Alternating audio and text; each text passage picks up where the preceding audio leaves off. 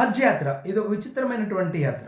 ఎవరైతే హజ్ చేస్తారో వాళ్ళ సొంత డబ్బులతో యాత్ర చేయాలనేటువంటి విషయాన్ని మహమ్మద్ ప్రవక్త చెప్పడం జరిగింది. కానీ కేంద్ర ప్రభుత్వం గానీ, రాష్ట్ర ప్రభుత్వం గానీ దీన్ని ఏం చేస్తున్నారంటే వాళ్ళ యొక్క ఓట్ల బ్యాంకు రాజకీయం కోసము దాన్ని సబ్సిడీకి ఇవ్వడం జరుగుతుంది.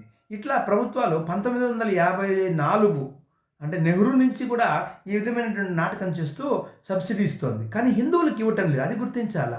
లౌకికత్వము, సమానత్వము అని మాట్లాడేటువంటి వాళ్ళు లౌకికత్వం పరం ఇవ్వకూడదు, సమానత్వం ప్రకారం ఇవ్వాలా.